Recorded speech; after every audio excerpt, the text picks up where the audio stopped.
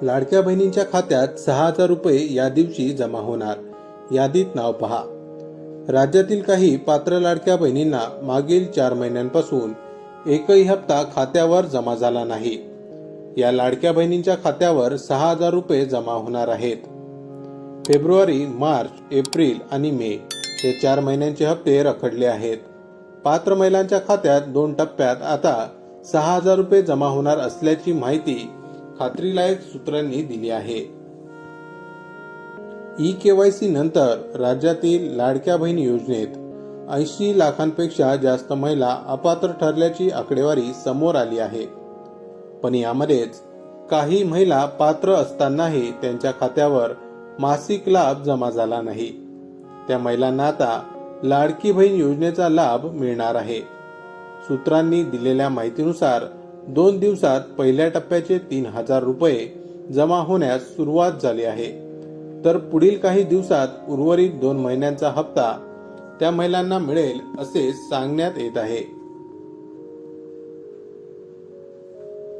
सामाजिक न्याय आणि आदिवासी विभागाकडून पैसे वर्ग झाले नाहीत.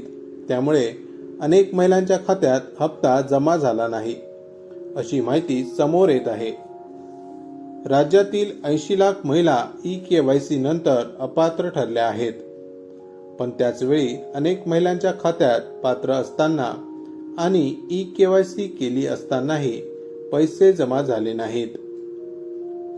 4 महिन्यांपासून हप्ता मिळाला नसल्याने लाडक्या बहिणींमध्ये नाराजी आहे. त्याशिवाय विरोधकांकडून गंभीर आरोपही केले जात आहे. पण आता सरकारी सूत्रांनी दिलेल्या माहितीनुसार पात्र लाभार्थी महिलांच्या खात्यावर 2 टप्प्यात 6,000 रुपये जमा होणार आहेत. आधी फेब्रुवारी, मार्च, त्यानंतर एप्रिल आणि मे असे पैसे जमा होतील असे सांगण्यात आले आहे. एप्रिल 2026 रोजी लाडकी बहीण योजनेची ई-केवायसी करण्याची मुदत संपली. त्यानंतर सरकारकडून अर्जांची पडताळणी करण्यात आली. त्यामध्ये 80 लाखांपेक्षा जास्त महिलांचा लाभ बंद करण्यात आल्याचे समजतंय.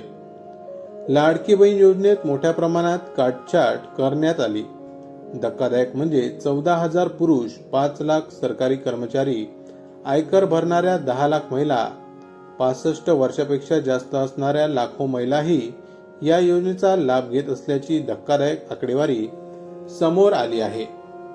दरम्यान अपात्र लाडक्या बहिणींकडून कोणतीही वसुली केली जाणार नसल्याची माहिती मुख्यमंत्री देवेंद्र फडणवीस यांनी दिली आहे.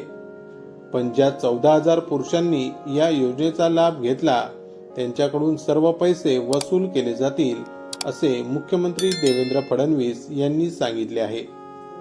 त्याशिवाय ज्या महिला पात्र आहेत पण ई-केवायसी करता आली नाही अथवा चुकली आहे त्यांच्यासाठी पुन्हा एकदा ई-केवायसी प्रक्रिया सुरू होऊ शकते, असेही मुख्यमंत्री देवेंद्र फडणवीस यांनी सांगितले.